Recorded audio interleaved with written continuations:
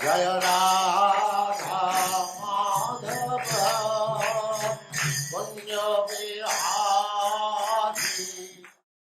Hare Krishna, welcome back to Books Are the Basis. This is the Books Are the Basis Week 2023, and our topic this year is Shastra Chakshu, seeing the world through the eyes of Srila Prabhupada's books.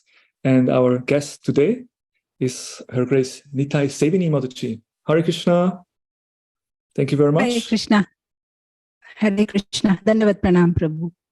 It's wonderful to have you on this session today. And Nitaisevini Mataji, she's quite a dynamic and a very, very active preacher in our Krishna conscious movement. She has her own YouTube channel with a big following. So she's also a social media influencer. Originally, she was born in Mumbai in a Gujarati business family.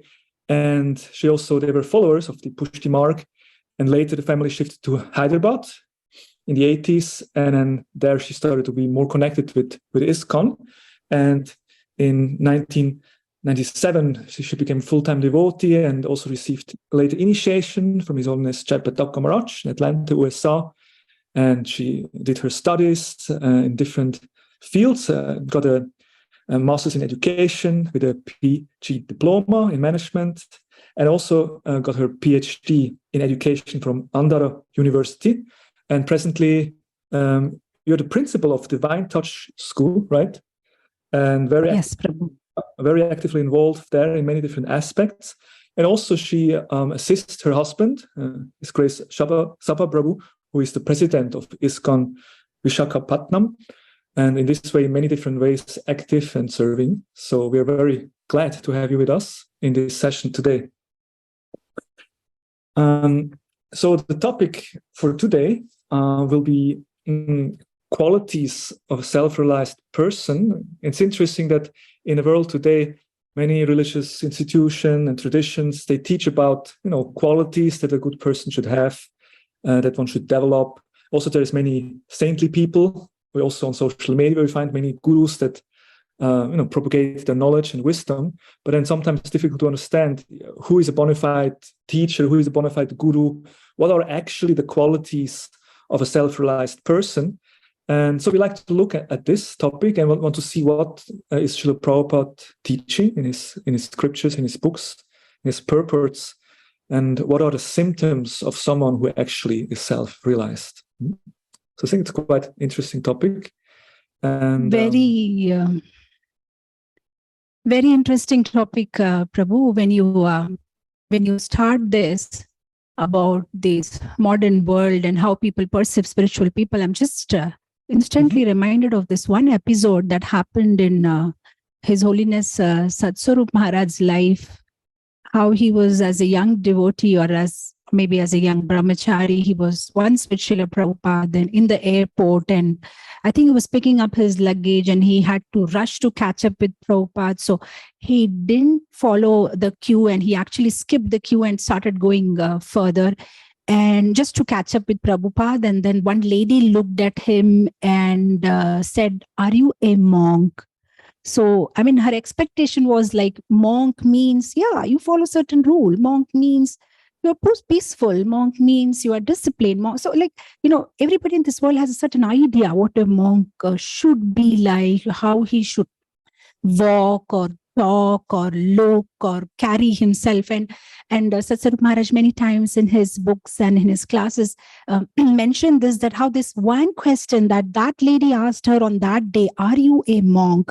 For the rest of his life, he was so conscious about it, that it is so important that it's not just we call ourselves devotee of Krishna, but if we are actually devotee of Krishna, how should we talk? How should we carry ourselves? What should be the qualities? So yes, Prabhu, this is really very, very interesting topic that we are starting today. Wonderful. It's a nice meditation of how do people perceive us and see us, and they have some expectation. Because it's interesting also that because in the Bhagavad Gita we find how Arjuna actually asks Shri Krishna, what are the symptoms of a such a self-realized person that Krishna is speaking of. And Prabhupada in the purport also beautifully explains that, there is symptoms. If a person is sick, then there is symptoms. We can recognize, the person is sneezing, coughing, the person must be sick. Or that if someone is very rich, you can see by the way someone is dressed, the kind of cars one drives, one can see, this must be a rich person because there's some symptoms. So what about the symptoms of someone who is self-realized? And Arjuna was asking, how does such a person speak? What language does he use? And how does he sit? And how does he walk? So maybe we can start with this. If you'd like to elaborate a bit on this section of the Gita and how can we understand Krishna's replies on that? In fact, not only in that particular chapter of Gita, second chapter where Arjuna asks about Sthita Pragya or the symptoms of self-realized soul, but you see, elsewhere in Gita also, in many places, we've seen that Krishna talks about qualities of devotee. I mean, I'm using self-realized and devotee interchangeably because, devotee is self-realized, and self-realization means to understand that he's a devotee of Krishna, and that is his relationship with Krishna. So we see even in the 13th chapter of Gita, we see lots of qualities are given by Krishna, which needs to be cultivated. We see in the 14th chapter of Gita also when Krishna talks about modes of material nature, and he talks about Guna Atita, and Arjuna is very curious to know who is Guna Atita, how does he talk, walk. We see in Srimad Bhagavatam, even Yudhishthir Maharaj and Narad Muni's conversation, Narad Muni is telling Yudhishthir Maharaj, okay, these are the qualities a devotee needs to have. We see in the prayers of Prahlad Maharaj, even he talks about it when Prahlad Maharaj is praying, in this chapter of prayers by the residents of Jambudvip. We see how Prahlad Maharaj also talks about certain qualities. And we see in the third canto of Srimad Bhagavatam, Kapil Muni talks about qualities of a devotee to Devahuti. And then we see in Chaitanya Charitamrita, Chaitanya Mahaprabhu is talking to Sanatana Goswami about qualities. And then we see even in the 10th canto, I was just recently giving a class on marriage of Krishna and Rukmini, and I really enjoyed that verse where Krishna is talking to the Brahmana who came to give the message of Rukmini Devi, the love letter, and he is telling Brahmana that I love that Brahmana who has this qualities, and I bow down to him. So, I mean, the whole Bhagavatam, the whole Chaitanya Charitamrita, the Bhagavad Gita, everywhere we see.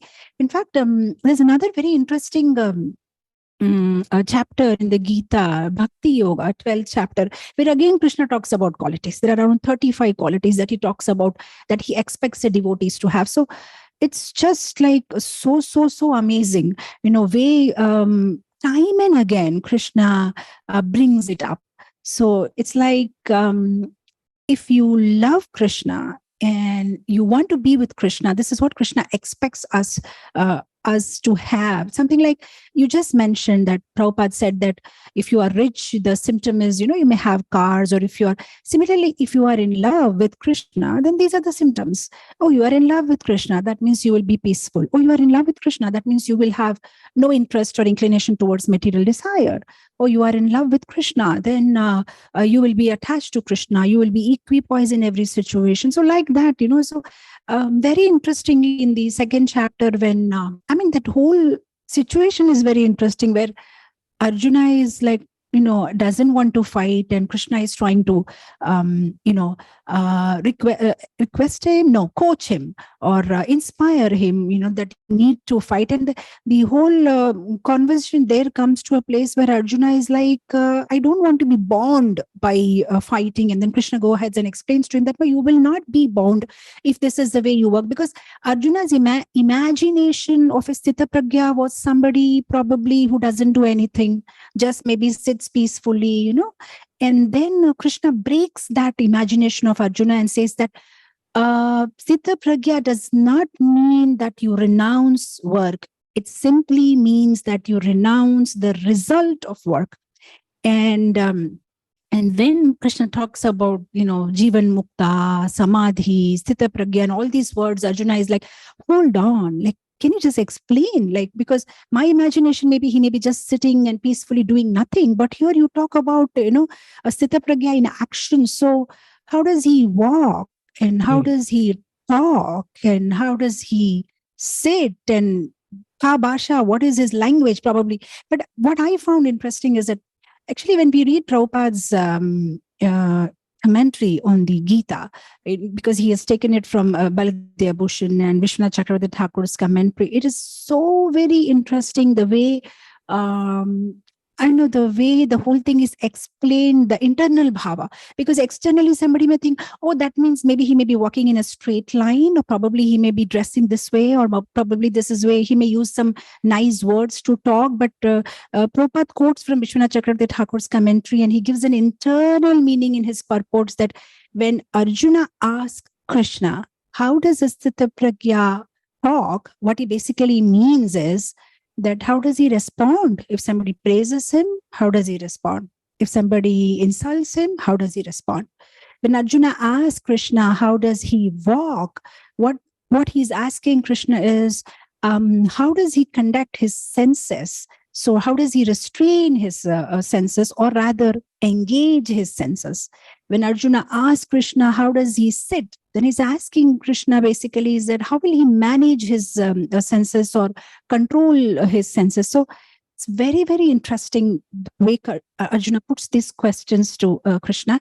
And then the rest of the second chapter, Krishna talks in detail about all these qualities of a self-realized Sita Pragya, and of course gives an example of the tortoise and how the tortoise withdraws his limbs and whenever required puts it back. This is how a Sita Pragya conducts himself. So yes, very, very interesting. The whole elaboration is very beautiful. Thank you. Beautiful for this explanation. Yeah, we can see how in Srila Prabhupada's books we can always explore by studying his purpose, the deeper meanings of the original teachings. Yeah. You mentioned the 13th chapter also. You mentioned many other places in the Shastra where we find these descriptions of qualities. And one I also, you mentioned is the 13th chapter. And Krishna lists a lot of qualities, and then at the end says, that is knowledge. And it's interesting in the sense that when we speak of knowledge, we think of knowing something, but here Krishna speaks of actually qualities, starting with humility and being free from pride and all this. So can you explain the connection between knowledge and these qualities? Would you like to address this one?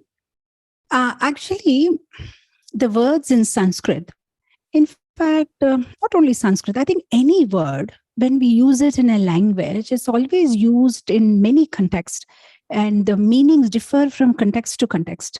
Like I give you a simple example. If there is a scientist who is working on in his laboratory, and if he says, there is no more energy, or energy is exhausted, what he basically means is probably the battery is discharged and it needs to be recharged. That's what he means when he says energy is, there is no more energy.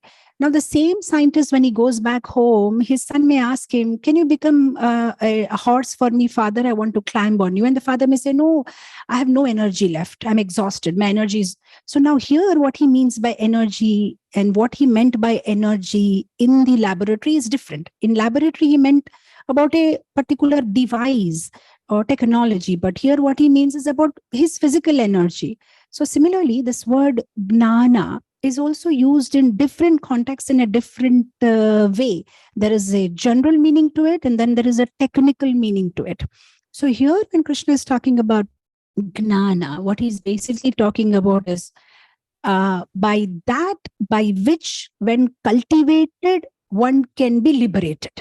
Because the context here is not about information, it's more about transformation. Because when we try to understand things in context, they make good sense, or they make a proper sense. Because here, Krishna and Arjuna are not interested to talk in depth about anything. What they're basically interested is, Arjuna does not want to fight, because he says, if I fight, I will incur sin, I will incur karma, because I will be killing people, and that in turn will put me into bondage. So I don't want to do it.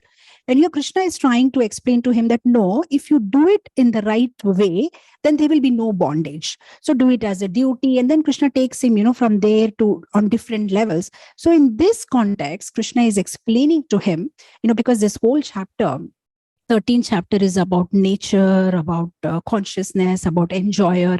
So it's about Kshetra, which is the field of activity, and it's about Kshetragya, the knower of the activity. So here, of course, 13th chapter, I feel, is the most complicated chapter of the Gita because of the way Krishna uses the words and terms is very much Upanishad language, which is more comfortable for the Gnanis. But if we try to simplify it, what Krishna is basically telling Arjuna is that if the Kshetragya wants to be liberated from Kshetra, that means if the Jivatma wants to be liberated from this body, then this is the Gnanam required. That means this is the way you have to conduct yourself, then you can be free from the Kshetra. So here the Gnana is the cultivation of these qualities. So that's how, this Gnana here means qualities and not only information, but he means that if these are the transformations you can get in yourself, if these are the qualities that you can cultivate in yourself, then you can get liberation. So, that's what it means here, when Krishna talks about this, 20 or so qualities, starting from humility, which when cultivated can make the Kshetragya or the Jiva liberated from the Kshetra. Mm-hmm. Thank you. And I think also that humility is the start. Prabhupada also emphasizes this in the purport. It's also important, like to have this quality of humility in order to actually receive knowledge or develop all these qualities. Yes, humility is so important. In fact, I was just thinking that when somebody progresses in Krishna consciousness, they develop a lot of abilities. Developing abilities is Krishna's mercy. That is the first installment of Krishna's mercy. And after developing that ability, if somebody can have humility, then that is the second and the most important installment of Krishna's mercy. So, with ability, humility is required. Yes. Now, maybe could we also say that, like, when we speak of qualities, or when we speak of knowledge, in actual knowledge leads to good qualities, because that's something which Srila Prabhupada often also referred nowadays in universities. Professors and students, they may develop so much knowledge, but actually they don't lead a proper life. So what's the use of that knowledge? Whereas maybe a simple boy in Krishna consciousness follows the principles and in this way behaves in a much better way. Yes, Prabhu. Just like it says in that verse in Bhagavatam, that if somebody is a Krishna's devotee, then all the good qualities of demigods are manifested in him. But if somebody is not a devotee, he may be a perfect gentleman, but what's the use if he's not devotees or not a devotee of Krishna? Yes, Prabhu. Yeah, maybe I come back to this shloka also a little later. You mentioned before all this description of qualities in the Shastras, many different places. We also have this 26 qualities of a Vaishnavas, which are quite prominent.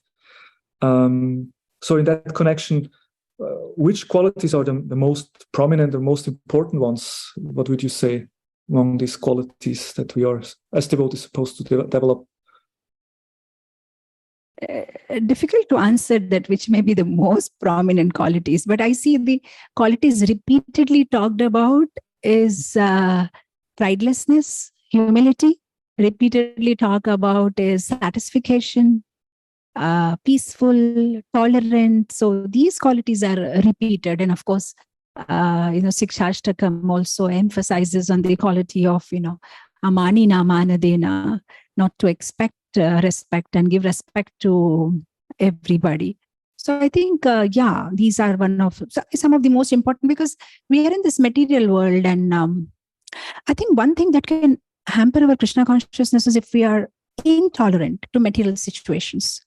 because Krishna himself says in Gita, Dukhalayam Ashashvatam. So there are going to be troubles in this world. And as a devotee, if this important quality we haven't developed of tolerating situations in life, it will be very difficult for us to progress in the path of Krishna consciousness. And then, of course, pridelessness, because once you become devotee, we may develop so many qualifications, so much ability.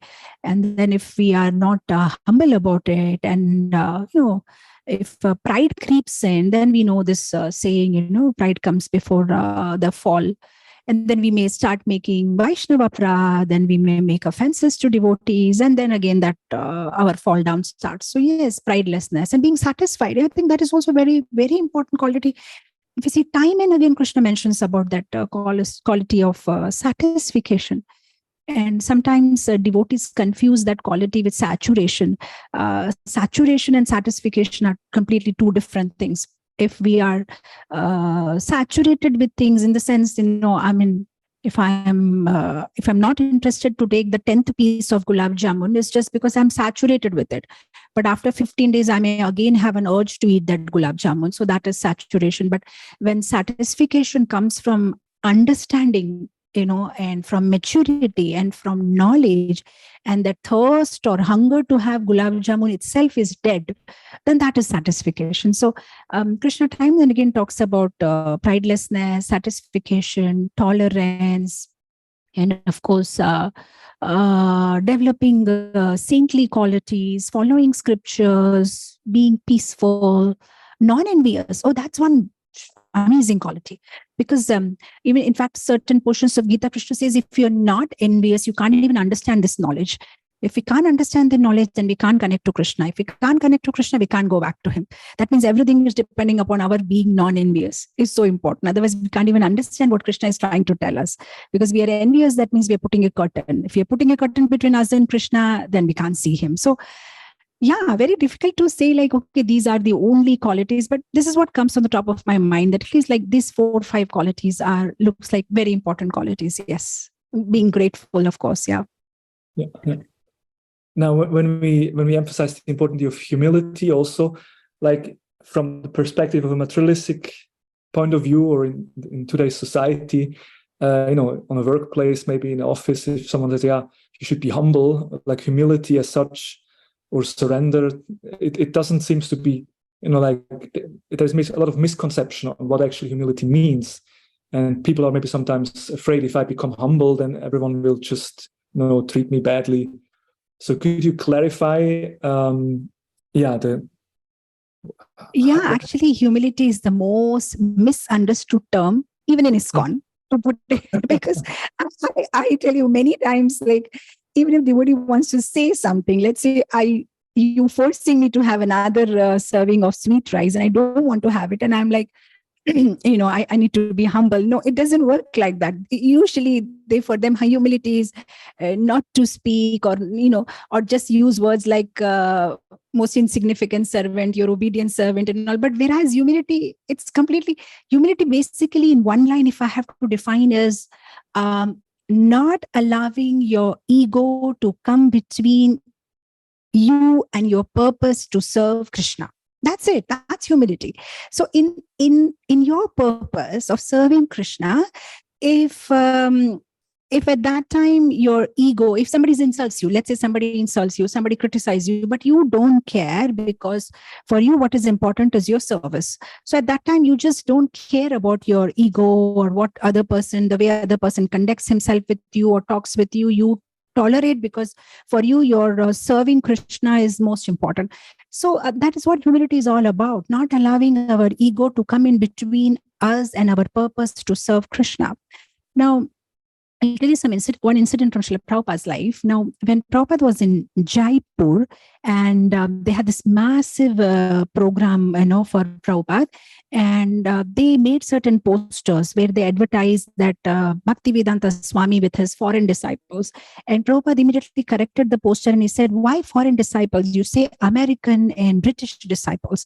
Now, somebody who doesn't know Prabhupada and just hears this one line from Prabhupada would misunderstand, saying that how come he's just promoting himself? But what we understand here is Prabhupada is super humble. But when he sees that a certain kind of a recognition or an respect or an authority will help him to serve his mission better, he doesn't mind to promote himself. So here, we can't misunderstand people saying that he's not humble. No, yeah, it's like whatever is required to be done for serving Krishna will be done. That is humility. So if I need to seek a certain attention for that service, I will do it. If somebody insults me and I need to tolerate, I will do it. I will not allow my ego to come in between me and serving Krishna. That is the definition of humility. So yeah, in the modern world or outside world, they may misunderstand, but devotees are very smart. They are not passive. They are not aggressive. They are assertive. When things need to be said, they say it. When they think this is not very important, like I'm just reminded of this one pastime of Rupa Goswami and Sanatan Goswami when Rupa Narayan comes with the when Rupa Narayan comes with that Jayapatra, and he tells Rupa and Sanatan that come and have a debate with me, and they think, oh, it's a waste of time. So they said, okay, we are defeated, and they just sign it. So yeah, so this is humility, because they think my purpose is to serve Krishna and this is waste of time. So it's not that, like whenever whatever is required, the devotee will do. In the contrast, they are ready to sign and they sign it, but Jiva Goswami doesn't.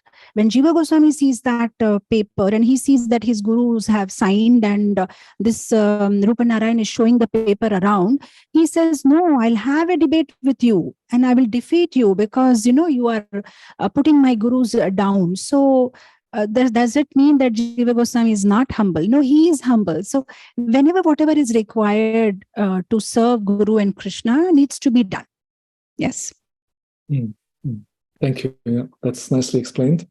And you also mentioned envy, which is a quality which is a big problem if it can really separate us from Krishna consciousness.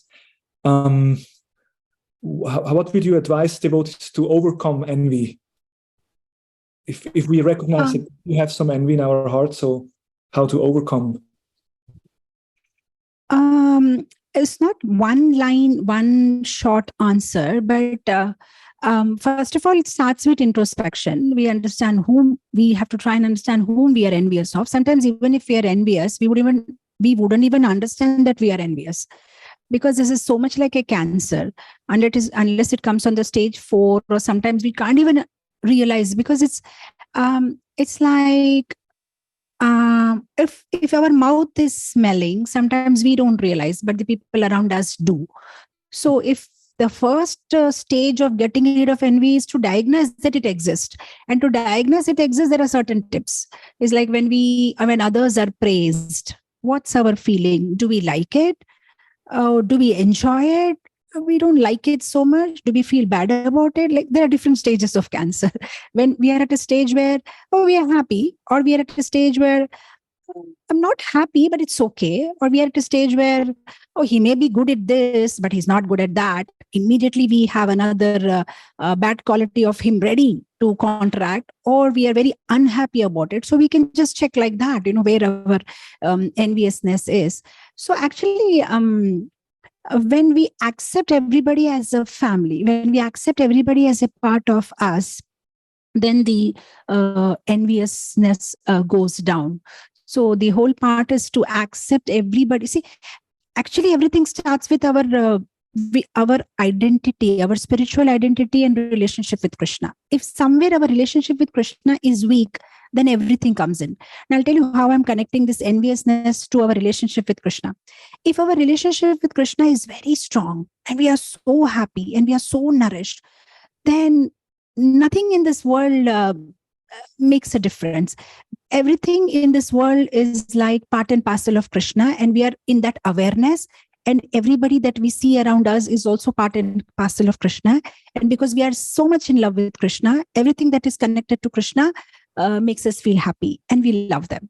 It's like when somebody, what is this English saying? If you love me, love my dog. So if you are in love with somebody too much, then everything connected to that person, you just love it. If that person likes blue color, you like it. If that person likes yellow clothes, you like it. If the person likes gulab jamun, you like it. So like that, when our connection with Krishna is very deep, we are very well connected. Now, everybody that you see around you, a devotee, a sannyasi, a brahmachari, a grihastha, a mataji, a prabhuji, anybody, you just love them because you love Krishna and because they're also connected to Krishna and you know they're part and parcel of Krishna and you just feel happy about it. So you don't feel envious because you feel they're part of you. Just like when you look at your reflection on the mirror, you're not envious of it because it's your reflection. So when you start looking at everybody as part and parcel of Krishna, you just love them because they're part and parcel of Krishna and you love Krishna. So it's like a family. Yeah. Mm-hmm. So it's really a shift of consciousness and how we see the world, which changed that attitude also. Yeah. You mentioned about introspection, and that brings me to another question, because you also referred before to that famous shloka in the Bhagavatam, Yasyasti Bhakti Bhagavati Akinchana, where it's described that if someone is devoted to the Lord with unalloyed devotional service, then all the good qualities they manifest in such a person.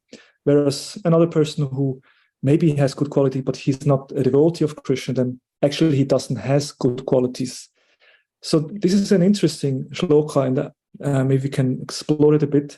I mean, the first question would be, because sometimes devotees say that, well, I just have to surrender to Krishna, and then automatically all the good qualities will manifest. So my question would be, so what does it mean? Do these qualities actually develop without any endeavor, or is some introspection, some inner work actually required? Do I need to do something to get these qualities separately, or they just come automatically? You mentioned this one line saying that if we are surrendered to Krishna. Now, this surrender also has two types of surrender. One surrender is the Arjuna kind of surrender, and one surrender is the Draupadi kind of surrender. The Draupadi surrender is she just lifted her two hands and surrendered to Krishna, and Arjuna, he lifted the bow to surrender to Krishna. Draupadi surrendered to Krishna being completely dependent on Krishna. Arjuna's surrender to Krishna was working for Krishna diligently. Here is dependence and here is diligence. Now, when we talk about if I surrender to Krishna, all the qualities, now, actually that word akinchana in that verse is very important. If somebody is like absolutely like, ananyas chintayanto mam, absolutely, definitely those qualities will manifest. But we need to ask ourselves, are we on that level? I mean, we are work in progress. I mean, we are going in that direction, and everything cannot be delegated to Krishna or outsourced to Krishna. We also need to work hard on it. So, and this is all so interconnected. I wouldn't say that if you become a devotee of Krishna, you'll automatically develop these qualities. Yeah, very well. But actually, if you develop these qualities, only then you can become a devotee of Krishna. It's like, it's so interconnected. Like, unless you become non-envious, you can't understand Krishna consciousness. Unless you are sama, in equal in distress and happiness. Unless you are nirmama, unless you are nirahankara, unless you are, maitri, unless you are in yoga, in connection with Krishna. So all these qualities, unless you develop, how will you become a pure devotee of Krishna? And if you become a pure devotee of Krishna, already these qualities are in there.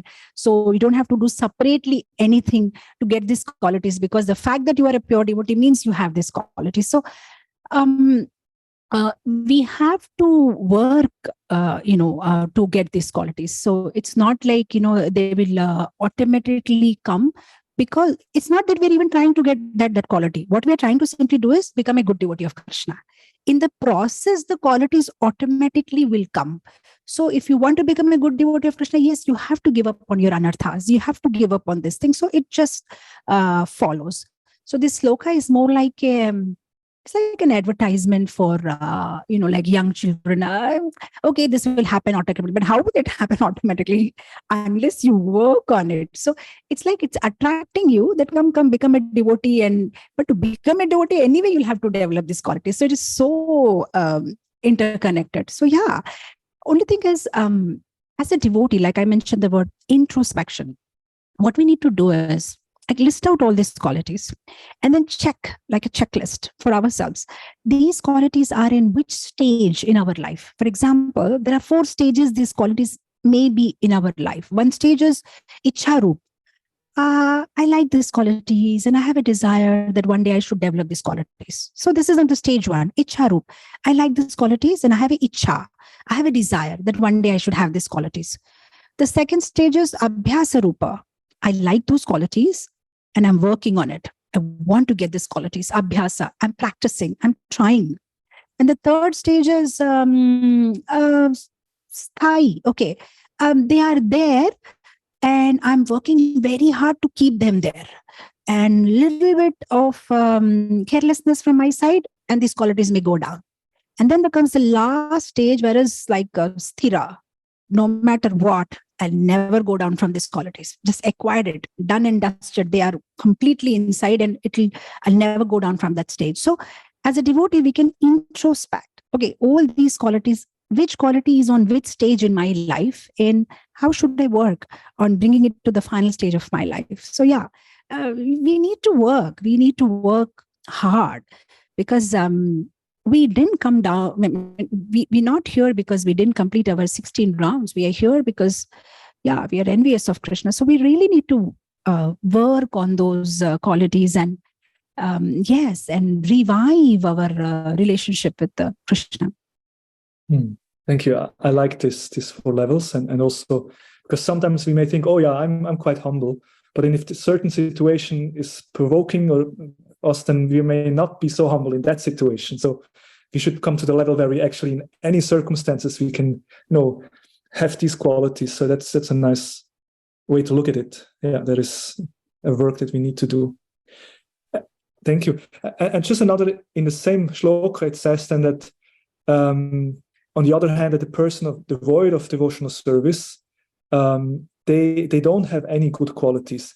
That sounds a bit harsh, like, because we may know many people outside of the Hare Krishna movement, very nice people, they have good qualities. But here the Bhagavatam says, if they're not actually devoted to Krishna, if they're not connected with the Lord in some ways, then actually they don't have any good qualities. Can you explain that? It sounds a bit harsh. I would take it like this. Even if somebody is so-called or looking like having good qualities, but if they're not anchored in Krishna consciousness, then you never know that qualities, when and where, how they will manifest it. For example, we see Kamsa.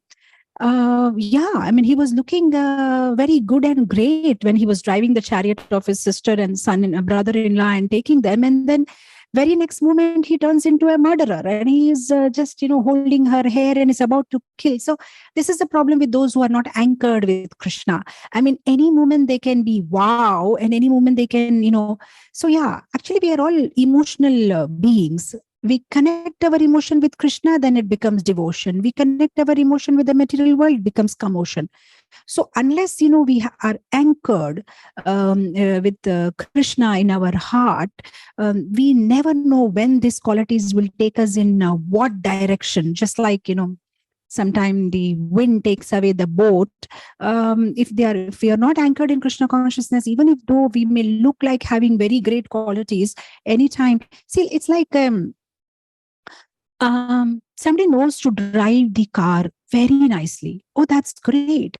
But the problem is, on which road are you driving the car? On the way to hell or on the way to heaven? So you may be driving very well, but if you are driving the car on the way to hell, there's nothing much to appreciate about it. So it's like that. If they are not taken up Krishna consciousness, even if they may seem a gentleman, but it may not be of much use. Yes. So it's kind of a higher perspective to look, and then also understanding that this is in some way temporary, because on a wheel of samsara, we're all having this, pious activity, sinful activity. It kind of changes all the time. But someone who's actually Krishna conscious, he really got some deeper realization and is fixed. Yeah. People like that. I'm reminded of an example Prabhupada gave. Somebody got an MA. So Prabhupada said, what's the use? Because he knows that this degree, he has to leave here and go. So even if somebody may have a great degrees or great qualification or very nice speaking, but if they're not connected to Krishna, then what's the use of those qualities? Like Prabhupada always gives this example of, adding so many zeros, but if there is no one, then it doesn't make any sense, even if he has many zeros. Yeah, that's a nice way to explain it, with the one in front of the zeros. Yeah. Now, when we speak of, because we're speaking of Prabhupada's books, the Shastra also, and of course there is, as we know, there's the Bhagavad, the Grantha Bhagavad, and there is the Bhakta Bhagavad. There is the scripture, and there is the person, and the person who actually lives according to the scriptures. Now we spoke about all these qualities, and of course Srila Prabhupada was such a person who actually imbibed all these qualities and showed by his examples. Maybe what are some of the qualities of Srila Prabhupada that you admire most when you look at Prabhupada and his life and in everything? It's so difficult to say this or that, but a couple of years ago, I think during COVID time, I was giving a seminar on 26 qualities of a Vaishnava. And I think I spoke around 18 hours on how these qualities are there in Srila Prabhupada. And that was amazing because, to give that seminar, I myself had to research and go deep into Srila Prabhupada's various pastimes and then categorize them into this 26 quality heading. And I think it was a 7-day seminar, and each day I spoke maybe 2.5 hours. So it was like, 14 to 18 hours I spoke on that. And that was life-changing. Of course, personally also, many people become devotee by reading Srila Prabhupada books. I became devotee by reading about Srila Prabhupada. So my first book was Prabhupada's biography. And I was a young girl, maybe in grade 7 in school. And this was my first prize, Prabhupada's biography. And I read it under a blanket with a torchlight, whole night. And for a couple of nights, because my school was opened and my mother wanted me to sleep early so that I can go to school on time. So when she leaves my room, I used to, get those torch inside the blanket. And I completed Prabhupada's biography like that when I was in grade 7. And it moved me so much at the end of it, the last page. It was a big version. I don't know, that version is still available. I think it was a Singapore print or something. Very small writings, but it had Satswarup Maharaj's, the whole book. And at the end of that last page, I was in tears. And I was a young girl, but that day I made a promise to myself that I want to be a soldier, a frontline soldier in army of this old man. And at that time, as a young girl, I really didn't even know I would someday actually accomplish it, or I will be part of ISKCON, because we were just a Gujarati life members or donors of ISKCON. And probably my parents never even imagined to see me as a full-time devotee. We were just guests to ISKCON. And that book was life-changing. I was so impressed by, you're asking me what? I don't know how to say that. Everything about Prabhupada impressed me, because I come from a Gujarati background where we are regularly used to having the sadhus and them coming to our house and hosting them for prasadam. So I've always seen, for me as a young girl, sadhu was somebody with a big fat belly sitting on the sofa with some nice soft velvet shawl on his shoulders and with his hand like this, and he's supposed to bless us. That's it. Wherein we'll ask him that I want to be a good girl, I want to get good marks, something like that. But here I came across this sadhu in this books of Prabhupada's biography, who is witty, who is smart, who is humorous. Oh my God, who can do? He can change people's attitude. He's like a hero. He just walks into in a different country and he just changes people. He teaches them how to eat, how to talk, how to walk, how to sleep, gets them married. He whatever talent they have in them, he encourages them, and how he uses it in Krishna's service. And this whole story was so fascinating for me. And especially I was impressed by Prabhupada's, witty answers that he used to, every time give, and how he used to convince people. So, everything about Prabhupada. And that's it. I think that was the time I just fall in love with him. And that was the start of my love story with Srila Prabhupada. And everything about him was so nice. In fact, as a young girl, my house was very close to ISKCON, Hyderabad. So to go in the morning, just before going to the school, attend Darshanarti. And then, and just before Darshanarti, they used to play Prabhupada's tape of Sada Goswami Ashtakam, Vandeham. And in his voice, hearing it every single day before going to school, oh, it was all so mesmerizing. And yeah, over the course of time, I actually took initiation and became a full-time devotee. So everything about Prabhupada is so very interesting. His out-of-box thinking and yeah, just about the way he smiles, just about the way he carries himself, just about the way he eats, just about the way he looks. Everything is very amazing about Srila Prabhupada. I think that's a very beautiful point because we are emphasizing hearing Krishna Kathas, reading the Shastra, but then also the importance of hearing about Prabhupada. Not only hearing from Prabhupada, of course, that's very important, but also to hear about Prabhupada, like, as you mentioned, the effect of just being aware of who Prabhupada actually was. That's a beautiful example. Thank you so much for sharing. Yeah, actually, I was thinking that sometimes we are directly inspired by Krishna. Sometimes we are inspired by somebody who's inspired by Krishna. Yeah. So it's like, yeah, sometimes, yeah, you can just read books and get fascinated about Krishna. Sometimes you can read about somebody who is fascinated about Krishna. So I think that's how my spiritual journey started. Yeah. Now, we are having this Books are the Basis week. And of course, our aim is to encourage devotees to read more often Srila Prabhupada's books. Maybe to slowly come to a conclusion, you could also share with us maybe some qualities that you over the years developed or were inspired to develop due to reading Srila Prabhupada's books. You know, when you read about Prabhupada's purpose, some qualities that you felt, I need to develop these qualities.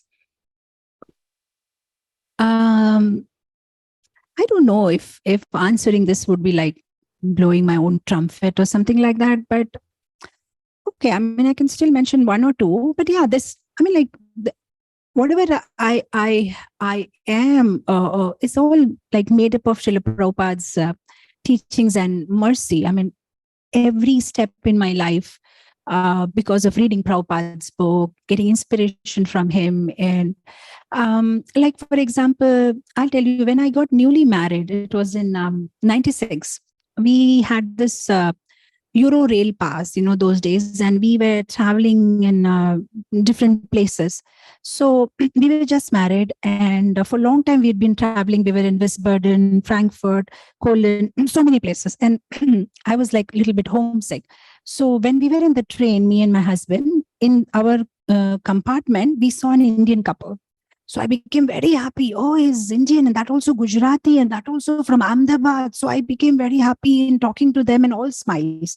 So after they left, my husband was saying that, yeah, how come, so happy? I said, you cannot understand. They are from my place. They are Gujaratis, But my husband, he was a little disappointed by that. He said, no, I mean, like, you're so attached to your community. And after some time, over the years, I see the change in myself. Now it was no more about community. It was about devotee. If I see any devotee, no matter whether he's Gujarati or South Indian or European or African, but if he has the tilak, then I'm super excited. He's like our family. He's, following ISKCON devotee. But now I feel, I'm work in progress, that it should not be about devotee also. It's about everybody. Because everybody is part and parcel of Krishna. Even if somebody is not wearing a tilak, he's still part and parcel of Krishna. And I think I should feel that same happiness and excitement in seeing that person. So I saw the change in myself from my community, my language, to devotee community. Oh, our devotee is ISKCON, to anybody who is Krishna's devotees, to is what I'm trying now is everybody. Just love everybody and be happy on seeing everybody, because everybody is part and parcel of Krishna. So like that, I am making notes, and I'm consciously working on those qualities, that how is my graph growing, and I'm working in that direction. Yes. So like we say, Srila Prabhupada is supremely compassionate, and he wants everybody. In fact, I was reading once, and some memories of Srila Prabhupada, that even a slug, a small slug was dying in the garden, and Srila Prabhupada asked somebody that, can you chant Hare Krishna? Looks like he's leaving body. So, I mean, those things inspire me so much. In fact, in my personal life, I live in the temple and I run a school which is in downtown city. So I have to drive every day from the temple to the city. And on my way, I'll pass many vendors who are selling fruits. In India, it's like that, they're roadside vendors. So I took it upon myself. I mean, I'm doing it last many years. Is when I drive my way from the temple to the school, every vendor that I see, fruit vendor, vegetable vendor, I keep offering it to Krishna in my mind.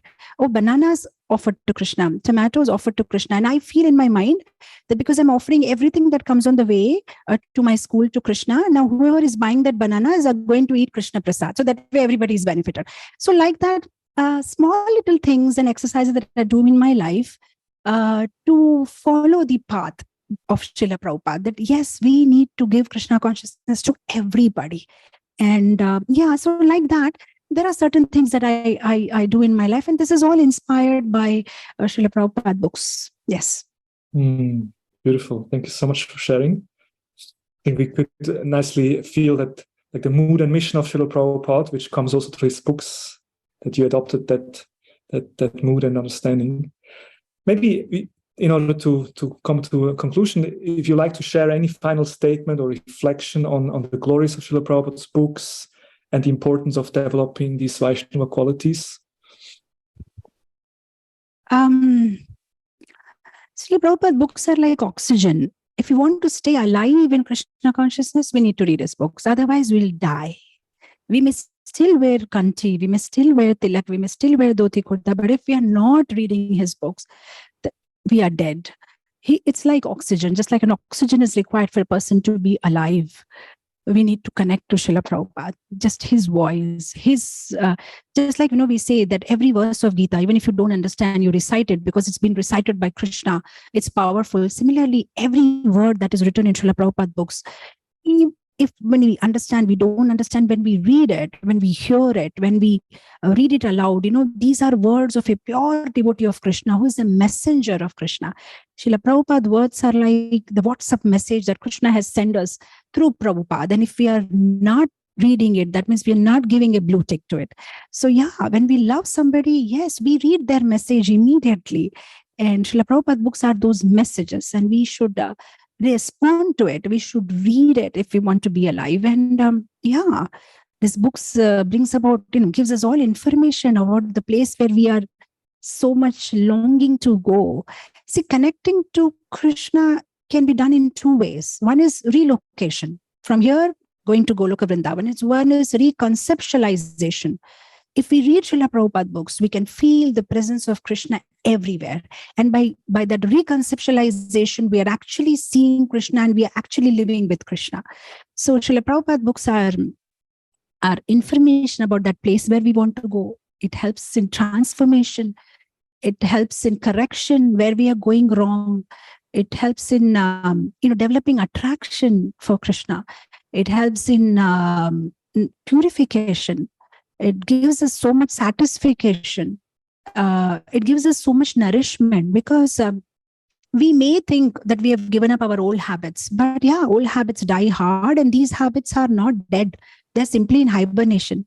Just like sometimes, in India, when they have the circus, they shift the animals, tigers or lions, from one place to another. They inject them with anesthesia. But it's not that the lion is dead. It's just that it's given anesthesia. So for some time, it is unconscious. Similarly, our old habits and bad habits are not dead. They're just in hibernation. Anytime they may just sprout out if we don't continuously give nourishment. And Srila Prabhupada books is such nourishment. So it's, inspiration, transformation, correction, purification, satisfaction. It gives us everything. So yes, we should regularly not only read Srila Prabhupada books, but also hear Srila Prabhupada, because those divine words, when they enter through our ears, they purify us, they connect us to Krishna. Yes. Thank you so much. I think it was very enlivening and beautiful to talk to you about this topic. So thank you for being with us. And Srila Prabhupada ki Thank jai. you so much. Jai Srila Prabhupada ki jai. Hare Krishna. Hare Krishna, Hare Krishna, Krishna Krishna, Hare Hare, Hare Rama.